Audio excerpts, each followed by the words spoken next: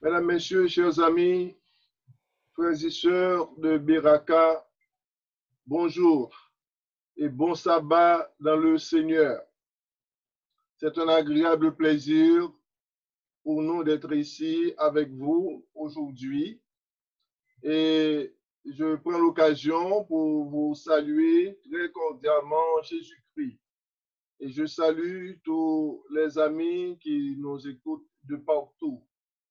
Je vous apporte les salutations de l'administration de la Fédération Northeastern, le président, Dr. Daniel Honoré, et pour lequel vous avez adressé des prières ferventes. D'ailleurs, je veux prendre l'occasion pour vous remercier en son nom et vous dire que par la grâce du Seigneur, il a été complètement guéri du virus et que le nom du Seigneur soit glorifié. Je vous salue aussi au nom du secrétaire exécutif de la Fédération Northeastern, Dr. Oswald Yuwell, et aussi le trésorier Elder Robert Chandler. Je remercie très sincèrement votre pasteur Brian Ladini, de son aimable invitation. Nous félicitons très sincèrement et Dr. Ladini pour le travail extraordinaire qu'il accomplit ici à Beraka et surtout notre appréciation et va très sincèrement à son endroit et pour son leadership à l'occasion de cette situation de crise que nos églises expérimentent et la manière dont il adresse les affaires du Seigneur à son église à Beraka. Je salue son épouse, Mrs. Ladini, un beau coup de chapeau aussi pour tous les anciens d'église et tous les autres responsables de département ou de ministère au sein de l'église qui se sont joints au pasteur Ladini pour continuer à prendre soin de la grande famille de Beraka durant ces temps difficiles. Je bénis le Seigneur de l'opportunité de vous rencontrer en ce premier sabbat d'avril. J'étais tenté de vous entretenir sur le thème traditionnel adventiste approprié au premier sabbat du mois, en l'occurrence évangélisation. Mais le Saint-Esprit de Dieu m'a plutôt orienté vers le psaume 121 pour un mot d'encouragement à son peuple en ces jours de grande crise et de panique mondiale. Nous allons donc passer un moment autour de cette portion de l'Écriture et découvrir quelle parole d'assurance le ciel a pour nous et comment nous pouvons nous confier en la toute-puissance de Jéhovah pour nous secourir et garantir notre sécurité. Je voudrais donc vous inviter à lire ou à réciter avec moi le psaume 121 et je suis persuadé que la plupart d'entre vous, vous avez mémorisé cette parole du Seigneur. Vous êtes en mesure ou bien de lire ou de réciter avec moi. Donc, nous allons ensemble reprendre la lecture du psaume 121. Je lève mes yeux vers les montagnes. D'où me viendra le secours? Le secours me vient de l'Éternel qui a fait les cieux et la terre. Il ne permettra point que ton pied chancelle. Celui qui te garde ne sommeillera point. Voici, il ne sommeille ni ne dort celui qui garde Israël. L'Éternel est celui qui te garde. L'Éternel est ton ombre à ta main droite. Pendant le jour, le soleil ne te frappera point, ni la lune pendant la nuit. L'Éternel te gardera de tout mal, il gardera ton âme. L'Éternel gardera ton départ et ton arrivée dès maintenant et à jamais. Amen. Je voudrais vous entretenir aujourd'hui sous le titre Le garant de notre secours. Je vous invite donc à dire un mot de prière avec moi alors que nous allons ouvrir la parole du Seigneur. Éternel, notre Seigneur, que ton nom est magnifique sur toute la terre. Merci de l'opportunité d'être avec les enfants de ton peuple en ce jour et de prendre quelques minutes de réflexion sur ta parole. Que ton bon esprit préside à tout ce qui va être dit. Que ton nom soit glorifié et qu'à la fin, tes enfants trouvent de quoi à accrocher leur foi. Bénis-nous abondamment au nom de Jésus et pour ta gloire au siècle des siècles. Amen. Le psaume 121 est un très beau psaume de foi, un psaume de confiance en Dieu. C'est l'un des morceaux les plus choyés de tout l'héritage de la poésie hébraïque.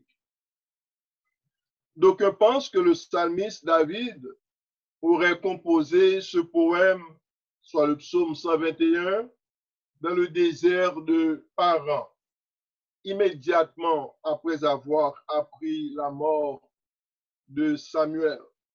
En effet, quand David réalisa que son dernier grand ami terrestre, son conseiller, son mentor, celui qu'il avait appris à aimer, à apprécier, était parti, il s'est tourné alors vers l'Éternel, la seule source de secours qui lui restait contre les harassements de Saül qui voulait sa tête à tout prix. Et ainsi le psaume 121, tout comme 14 autres psaumes à partir de 120 jusqu'au psaume 134, ils sont désignés comme les psaumes du pèlerin ou encore cantiques des degrés ou cantiques d'ascension. Ces psaumes étaient chantés par ceux qui voyageaient vers le temple de Jérusalem à l'occasion des 3 grandes fêtes annuelles. On se rappelle le Pessah ou la fête de Pâques, le Shavuot ou la fête de la Pentecôte et le Sukkot ou la fête des tabernacles ou encore la fête des tentes. Le psaume 121 en particulier est retenu dans le monde croyant comme le psaume du voyage ou encore le psaume de la route. D'autres le désignent comme le psaume du secours garanti. Quand mes enfants étaient plus petits, je voyageais souvent avec la famille.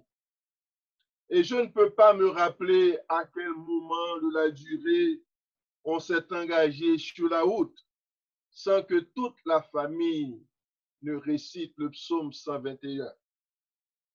Et plusieurs de mes enfants ont été en campus.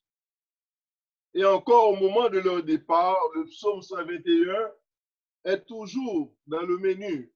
Le psaume 121 est toujours au rendez-vous. Et plusieurs d'entre vous qui m'écoutez aujourd'hui doivent avoir fait l'expérience et témoigner comment le psaume 121 nous conduit à Dieu dans notre propre marche ascensionnelle vers la sanctification. Une simple lecture analytique nous permet de constater que le psaume 121 est naturellement divisé en 4 groupes de 2 versets. Le premier groupe comporte les versets 1 et 2. Les versets 3 et 4 constituent le deuxième groupe. Le troisième groupe vient avec les versets 5 et 6. Et enfin, le quatrième groupe, les versets 7 et 8. Nous n'aurons pas le temps de nous pencher en détail sur les différents groupes. Cependant, le tout premier, soit les versets 1 et 2, nous envoie un message qui nous intéresse aujourd'hui. Le verset premier pose une question. Je lève mes yeux vers les montagnes. D'où me viendra le secours? I will lift up my eyes to the hills. Where does my help come from? Il s'agit là d'une question rhétorique qui ne s'attend pas à une réponse. L'auteur a la réponse à sa propre question. En fait, au verset 2, la réponse émerge automatiquement. Le secours me vient de l'Éternel qui a fait les cieux et la terre. I will lift up my eyes to the hills. Where does my help come from? My help comes from the Lord, the maker of heaven and earth. Le mot hébreu traduit par help ou aide ou secours, c'est Ezer. Et le mot Ezer signifie aide ou celui qui aide. So Ezer would mean help or helper. Je voudrais poser la question aujourd'hui, chers amis qui m'écoutez. Qui n'a jamais eu besoin d'aide à un tournant quelconque de sa vie? Who never felt the need to be helped at some point of life? Pas grand monde qui est capable de dire que li mène vie et que tout bagaille roule tellement bien qu'il pas jamais arrivé dans une situation côté que li expérimenter quoi que ce soit d'aide. Quelle que soit la quantité de confort que le monde a gagné, quel que soit à l'aise ou t'es à l'aise, quantité bien qu'on gagne, quantité de monde qu'on gagne à votre service, bon le crivé pour expérimenter une forme d'aide quand même. Bon point crivé côté que vous sentez besoin de secours. Voyez-vous, la vie chargée avec danger. Life is full of so many dangers of all kinds. Danger physique. On a parlé de maladies, maladies graves, maladies dégénératives. On a parlé de maladies qui sortent de nulle part. Et parfois, ce sont des blessures graves suite à un terrible accident. Parfois, c'est un handicap qui vient causer à partir d'un accident imprévu, guerre, infirmité, désastre naturel, etc. Et je dis, nous avons traversé une crise causée par un simple virus. Et le coronavirus qui semblait mettre tout le monde à genoux. Un ennemi terrible, un ennemi invisible qui a fini par mettre les leaders du monde entier à genoux. Il a parlé de danger économique, tout. Récession, dépression, unemployment, perte d'emploi, dette, vol, layoff, pour qu'à multiplier tout danger qui est attaché à la situation que nous vivons. D'ailleurs, vous n'avez qu'à faire les nouvelles pour réaliser que côté ma parle avec vous là, selon les derniers rapports que nous recevons, il y a déjà 6 600 000 monde qui vivent aux États-Unis qui fait du job yo, et que moun sa yo gen temps à file for unemployment. Le doute comme danger spirituel, le péché, le mal, danger sur toute la ligne. N'a parlé de danger visible, danger invisible, corruption, l'extrémisme, les fausses doctrines, les fidélités envers Dieu en pareille circonstance. Les amis, je ne sais pas quoi que je besoin de parler en pile pour me dire aujourd'hui, et quand il est question de danger, il y a des l'eau où est danger, il est temps trop tard. Donc, si vous n'avez pas de bon monde qui a veillé pour vous, qui a paré coup pour vous, qui pour porter au secours, je ne sais pas pour vous, mais pour ce qui me concerne, si l'Éternel n'était pas mon secours, je vais demander de côté me tailler aujourd'hui. Parce que tellement de circonstances qui viennent présenter dans la vie, pas moi. Côté que lorsque j'ai m'ouvrir sur danger, moi, je suis trop tard. Mais grâce soit rendue à Dieu, l'Éternel est celui qui veille pour ma vie. En ce que, amis, compte tenu de tous ces dangers visibles et invisibles, il est tout à fait naturel de se demander d'où viendra le secours. Where does my help come from? Il est intéressant de noter, chers amis, que le psalmiste ne s'est pas tourné vers les montagnes comme si son secours viendrait des montagnes.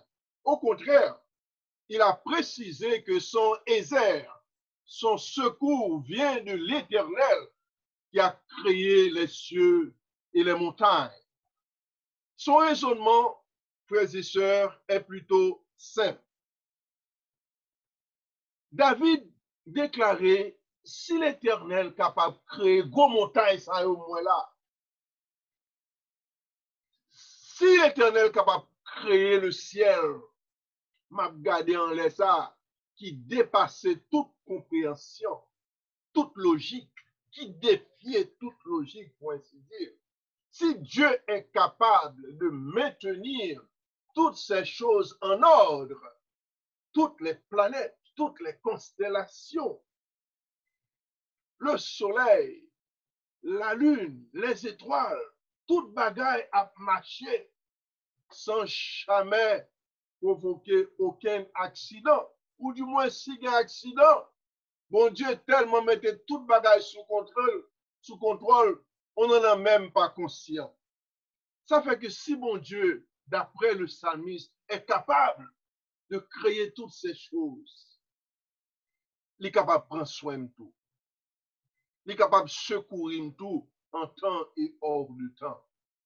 En fait, nous connaissons pour qui ça allait bon parfois, pour nous lever genoux vers les montagnes.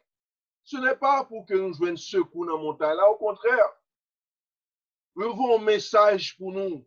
Les éléments de la nature vont un message pour nous, pour dire nous qu'il est bon lorsque nous faisons face à des situations graves, à des situations critiques, pour nous retirer genoux sous problème ça, pour nous fixer en haut vers l'Éternel, d'où nous viendra le secours. En fait, chers amis, attendez-moi, le mot Shama, c'est un mot qui est important pour Kembe, parce que c'est lui-même qui a le mot clé, qui veut dire à la fois garder, protéger, secourir. C'est ça que mon Dieu fait pour vous lorsque vous placez confiance en lui. Donc, je pose une question aujourd'hui. Je vous pose la question aujourd'hui. Where do you go when you need help? Quand on allait, leur besoin de secours. Don't get me wrong, chers amis. Il est bon dans la vie pour que nous ayons un système de support. Dans la vie, et tout le monde doit gagner un système de support. Il faut un groupe de monde, amis, parents et conseillers, frères et sœurs en Christ. Il est bon pour conseiller le monde lorsqu'on situation posée, pour qu'on est capable de recourir à un monde pour trouver de l'aide, pour trouver du secours. Cependant, il est très important pour nous en tant que chrétiens, pour nous connaître à qui monde pour nous adresser nous d'abord lorsque un problème se pose.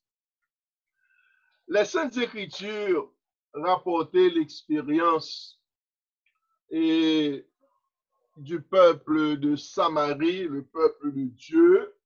Et on va demander pour nous ouvrir la Bible nous, avec moi dans 2 Rois chapitre 6. Dans 2 Rois chapitre 6, on va voir expérience du peuple de Dieu alors que une nation ennemie t'étend un piège pour les enfants de Dieu, le peuple de Samarie. T'étend un siège en quelque sorte pour le peuple. Je lis pour vous dans 2 Rois chapitre 6, verset 24. J'espère que vous avez trouvé le passage et que vous suivez avec moi. 2 Rois chapitre 6, verset 24. 2 Kings chapter 6, verse 24.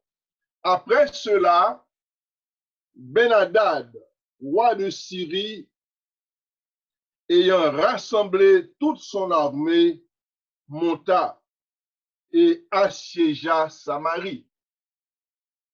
Il y eut une grande famine dans Samarie. Et ils la serrèrent tellement qu'une tête d'âne valait 80 cycles d'argent. Et le quart de cab de fiente de pigeon coûtait 5 cycles d'argent. Voilà une situation que la ville de Samarie expérimentait. Côté que une nation ennemie, les Syriens débarquaient en Samarie, ils ont entouré la ville de Samarie, ils ont mis la ville là en bas siège. En haut, pas monter, en bas, pas descendre.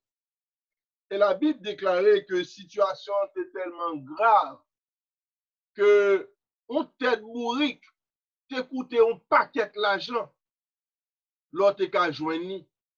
Et mon tellement pas bien manger pour te manger, ils arrivé au point que c'est tata de pigeons que ils séché, ils pesé pour ils vendre.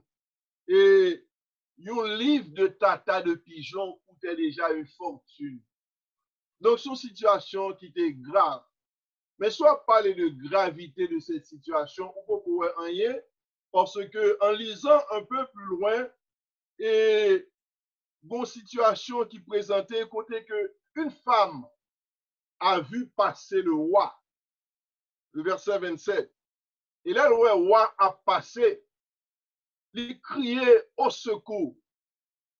Il dit, sauve-moi, ô roi, mon Seigneur.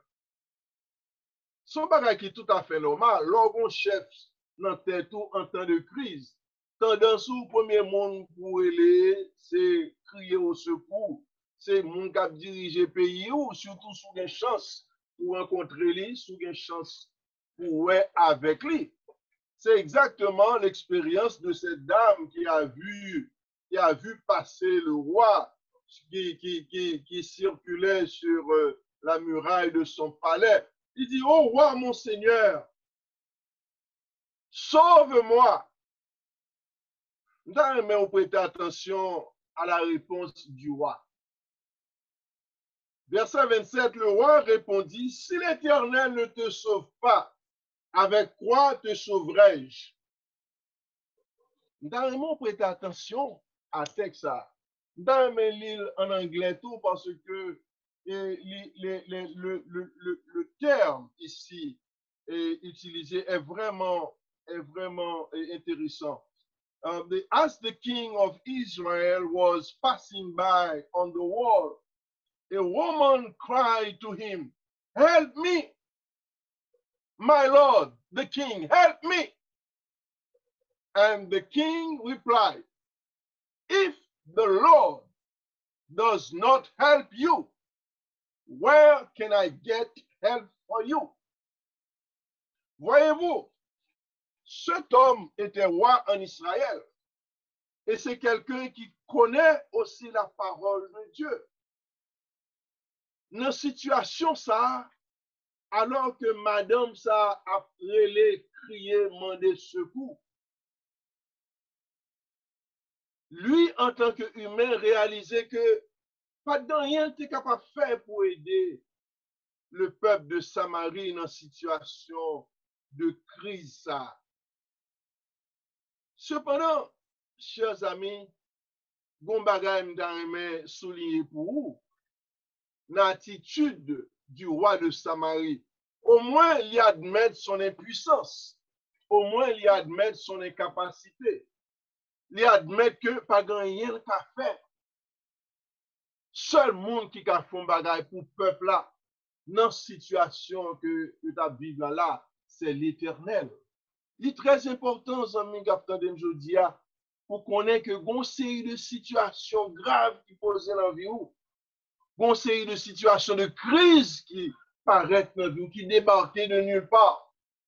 Là, paraît, pas penser que ce sont les grands de la terre qui nécessairement gagnent réponse là. Au moins, ce grand a réalisé que l'Éternel est le seul capable d'apporter du secours. Cependant, la famine était tellement grave que les gens mangeaient leurs propres enfants. Les parents mangeaient les fruits de leurs entrailles. Je ne vais pas bien temps pour me lire toute l'histoire ça là pour vous. Mais cependant, si vous continuez à lire au chapitre 7, on va découvrir combien histoires ça sont histoires qui tristes. Côté que deux femmes étaient en difficulté pour manger, ils mettent tête ensemble. Ils disent, ouais, écoutez, non, puisque tout ça nous gagne pour nous manger là, c'est Timounio. On mange yon Timounio d'abord, et puis dans les jours suivants, on va manger l'autre. Donc, bon consentement, bon consensus entre ces deux femmes. Cependant, lorsque mesdames ça ont fini pour manger un premier petit, quand le moment était venu pour que ce soit le tour de l'autre femme de passer son enfant pour être mangé, l'enfant n'était nulle part à être trouvé. La mère a été cachée son enfant. Ainsi donc, la femme victime a compris qu'elle devait se porter et se rendre auprès du roi pour se faire justice. Et lorsque le roi a entendu son histoire, monsieur dit, c'est bagaille ça qui a passé là dans mon royaume. Il est tellement senti vexé, il dérangeait, il déchirait tout drap sous lui. On prend temps pour l'histoire, pour contour, puisque je ne pas bien temps pour me dire tout bagaille ça pour vous. Et lorsque il déchire Radli, vous comprenez qui ça, monsieur vient faire? Automatiquement, il est tellement vexé, il dit, mais c'est l'homme de Dieu, c'est Élisée qui est responsable de tous ces malheurs qui se sont abattus sur le peuple. D'ailleurs, il dit ces prophètes liés, ça fait le pas prier mon Dieu pour jouer une solution à cette situation qui s'aggrave au fur et à mesure. Ainsi, le chef de la nation a accusé l'homme de Dieu. Pendant que je parle avec vous là, je ne connais pas si l'expérience du roi de Samarie vous touche un peu près.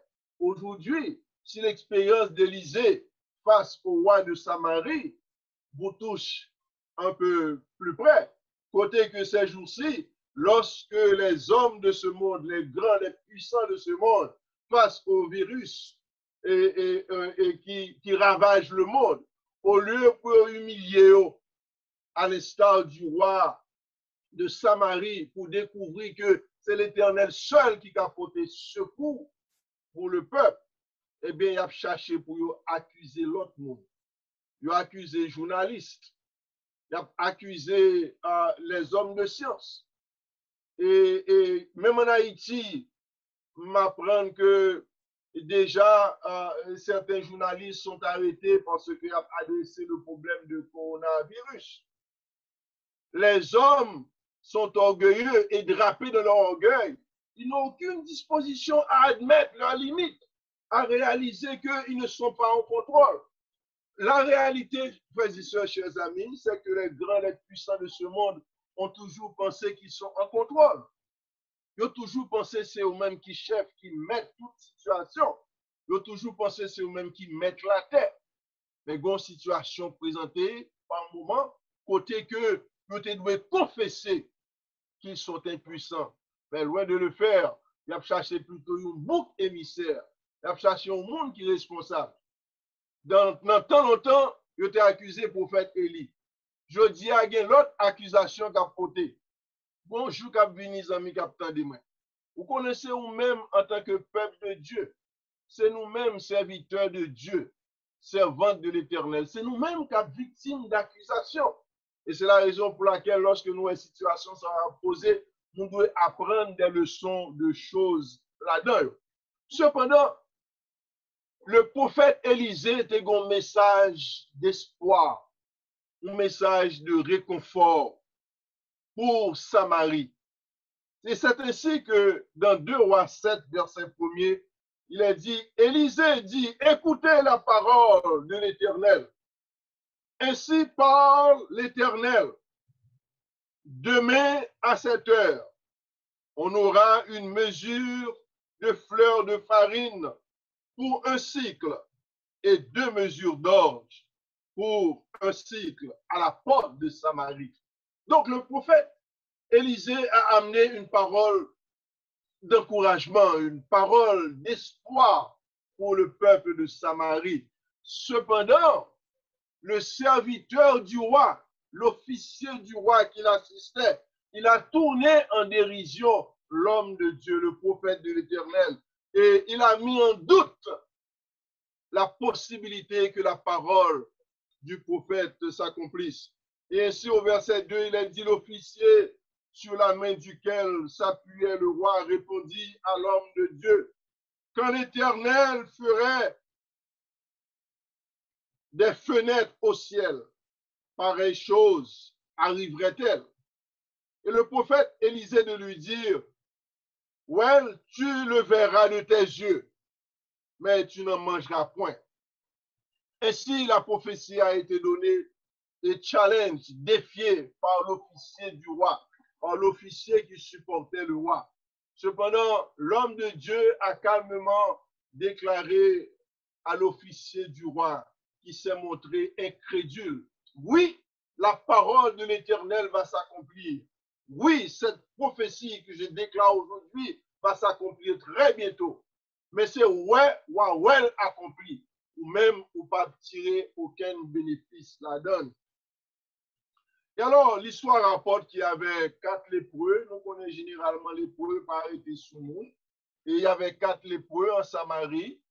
Et ces lépreux ayant réalisé que leur situation était grave, en haut pas monter, en bas pas descendre. Si monde qui était plus ou moins aisé, pas de joindre de quoi pour manger, allez voir monde qui lépreux, qui pas sous monde, monde qui était en quarantaine, monde qui était obligé de rester dans le bois, dans le cimetière, côté que monde pas passer.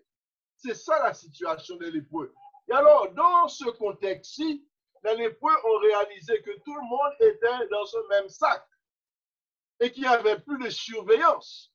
Ils étaient sur le point de périr.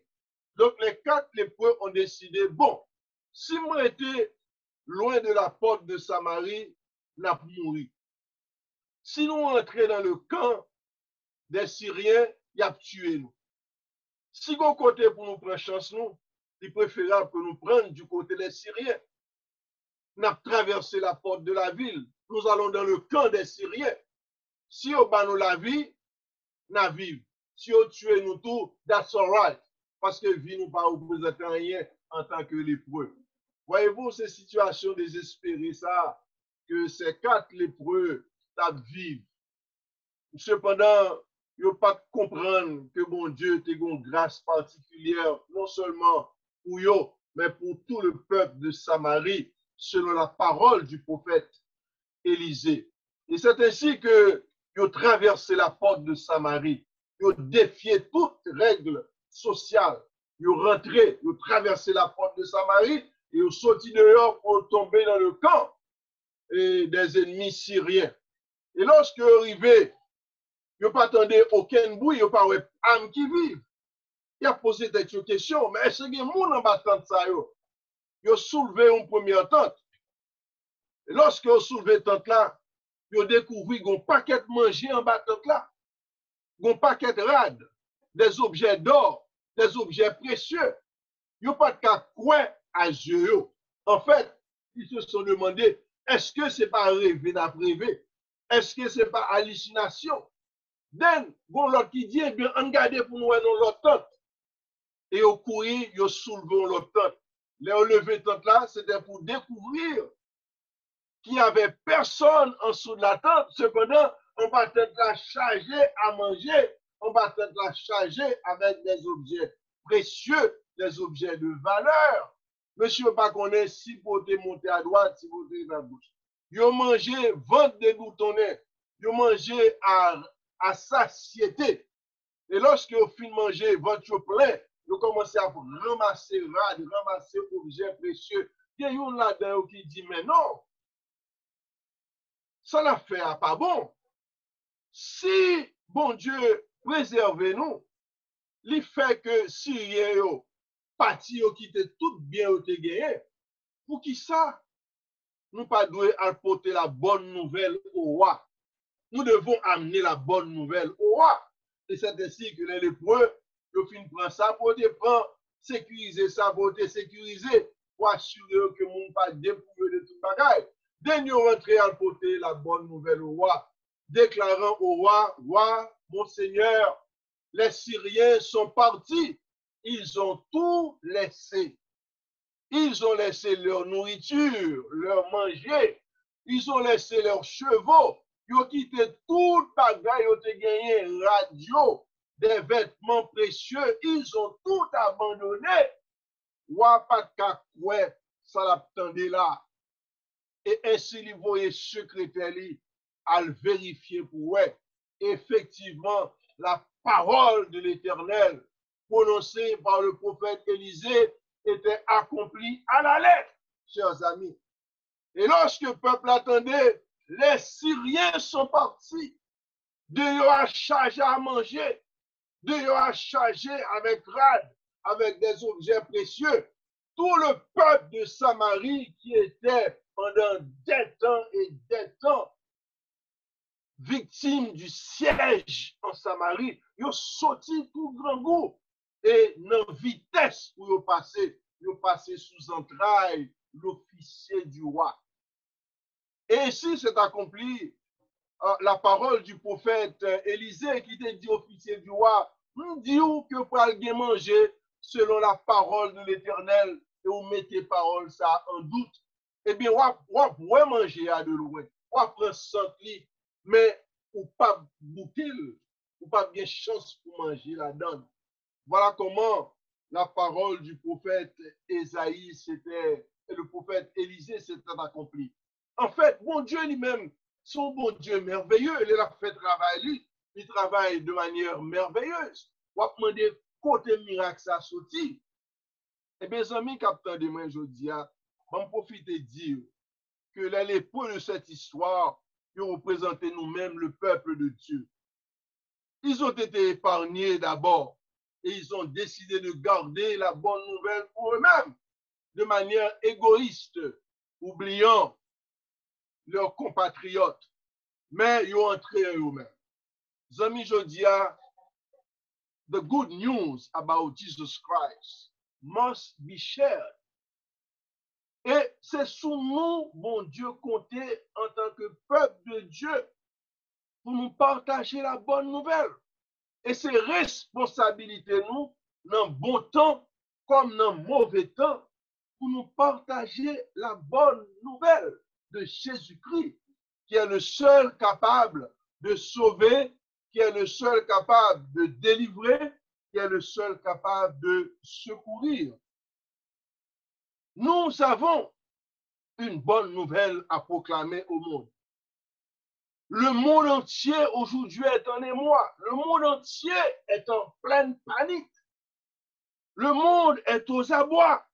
Nous, en tant que peuple de Dieu, même lorsque nous-mêmes tous, nous victimes de situations de crise qui posent là, mais nous devons adopter une attitude différente du monde qui ne connaît pas Dieu. Nous devons être une voix pour Dieu au fort de cette crise et une voix positive. Alors que le monde dehors pas qu'on côté pour mettre tête, pas à qui monde pour crier, à qui saint nous relais, ou même ou qu'on est côté ce quoi sorti pour vous, car la parole est claire. La parole de Dieu, c'est oui et amen. Le secours me vient de l'Éternel qui a créé les cieux et la terre. Et parole, mon Dieu, c'est oui et amen.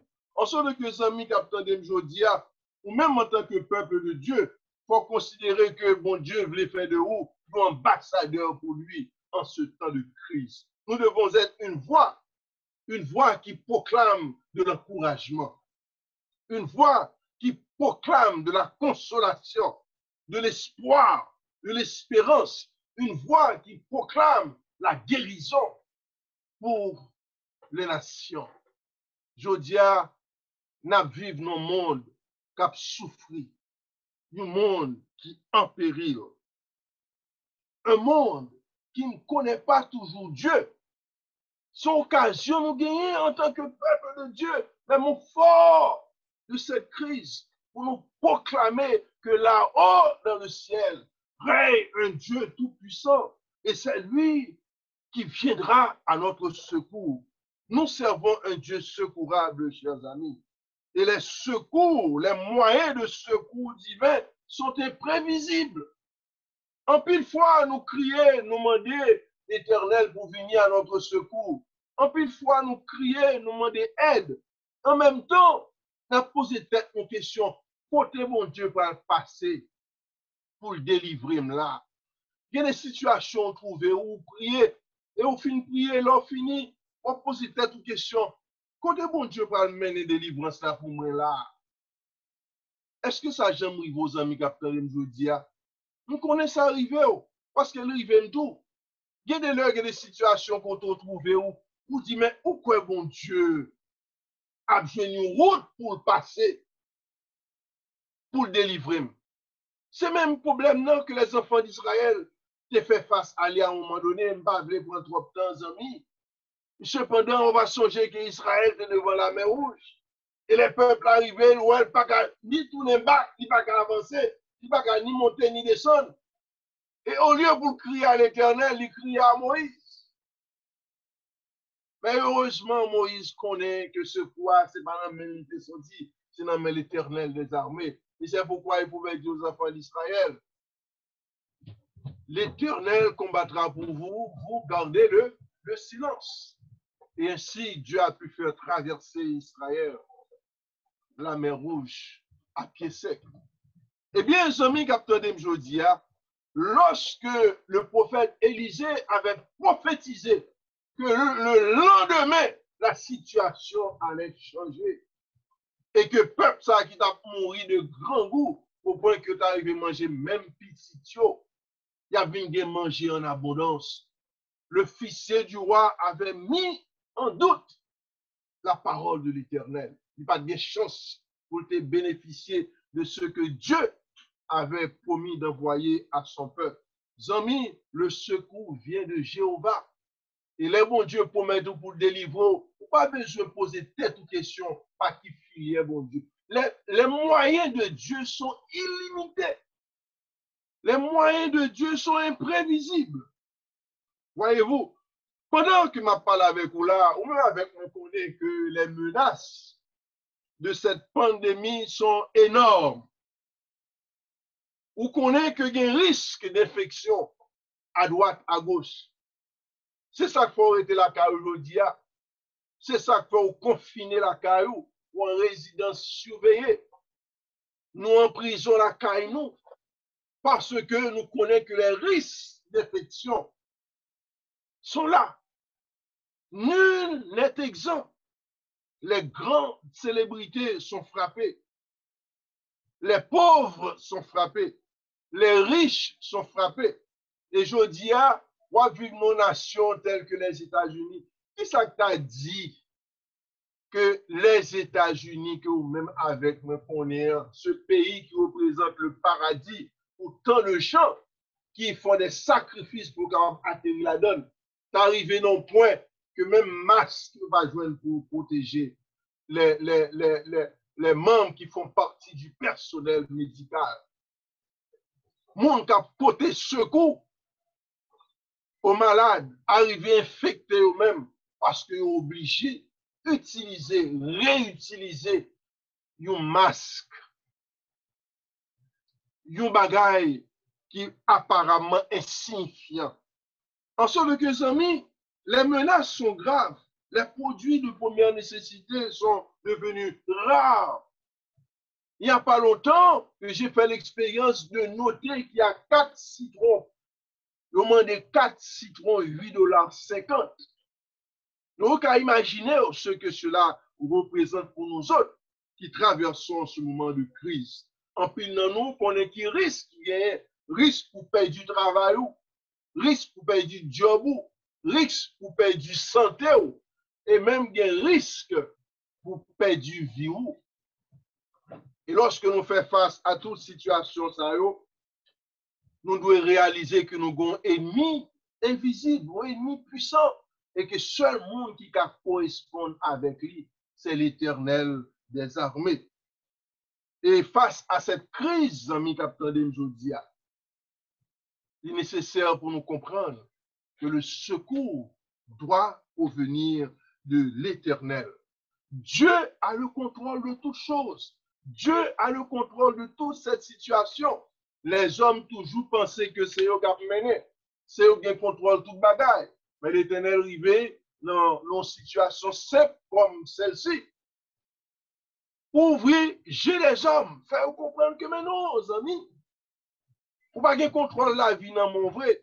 Vous n'avez pas contrôle l'humanité dans mon vrai. Arrêtez et sachez que je suis Dieu. Je domine sur les nations, je domine sur la terre.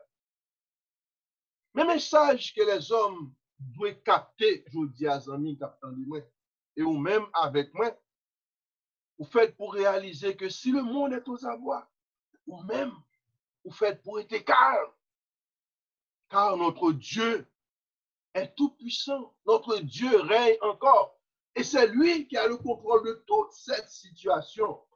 Le psalmiste déclare, il ne sommeille ni ne dort, celui qui garde Israël. L'Éternel est celui qui te garde. L'Éternel te gardera de tout mal. Alors, il y a des erreurs pour nous éviter, les amis. Bon, passion, vous faites toutes sortes de théories qui ont circulé aujourd'hui. Pour des gens passion, monde qui pensent que, hey, petit bon Dieu pas touché par maladie, ça. Tout à l'heure, petit bon Dieu touché par maladie, ça. Semblait que bon Dieu a un compte pour régler avec lui. Nous n'avons pas qu'une insanité qui a circulé. Semaine ça, et même des prédicateurs, des gens qui prennent la chair, oser aventurer à avancer des histoires qui n'ont rien à voir avec l'enseignement biblique. Amis, nous vivons dans un monde de péché. Le monde est victime de toutes sortes de souillures. Donc nous-mêmes, en tant que petit bon Dieu, qui vivons sous le monde ça, lorsqu'on danger frappé, lorsqu'on menace et fait à la terre, ou même qui dans le monde-là, ou passible d'être victime. Cependant, bon Dieu pas jamais garanti que l'on vit sous la terre si une contagion, si un virus qui a traversé le monde ou pas touché. Non, aucune garantie tant que nous sommes dans ce monde vendu au péché, dans ce monde vendu au mal. Mais l'apôtre Saint Paul nous laisse cette parole telle qu'elle vous a été lue au début de ce service. Et je voudrais que vous revoyiez avec moi rapidement Romains chapitre 8, verset 28, côté que l'apôtre Paul va nous garantir que en tant qu'enfant de Dieu, nous devons gagner un comportement qui est différent du comportement de ceux qui n'ont pas Dieu dans leur vie.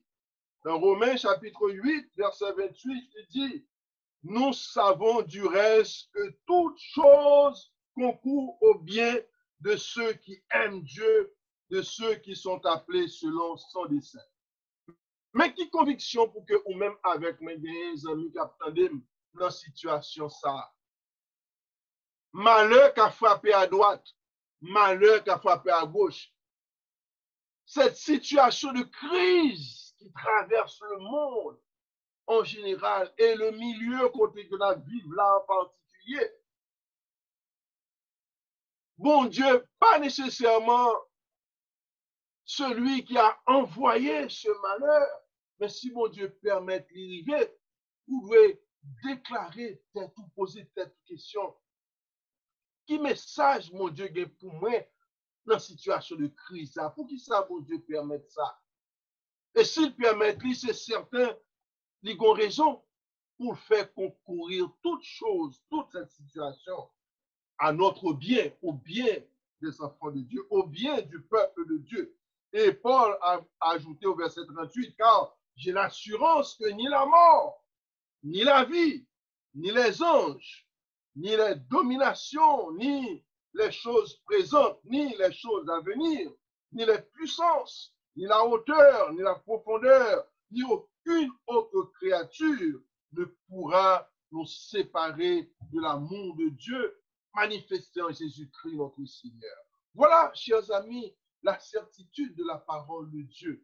Et ou même captant des paroles, ça, je dis, en tant qu'enfant de Dieu, vous faites quoi? Accrocher à la promesse de Dieu. Rien ne peut nous séparer de l'amour de Dieu. Ou qu'à perdre du emploi, ou qu'à perdre du travail, ou qu'à perdre du santé, ou qu'à même perdre du vie, si c'est volonté, bon Dieu. Mais quoi qu'il advienne, sachez que Dieu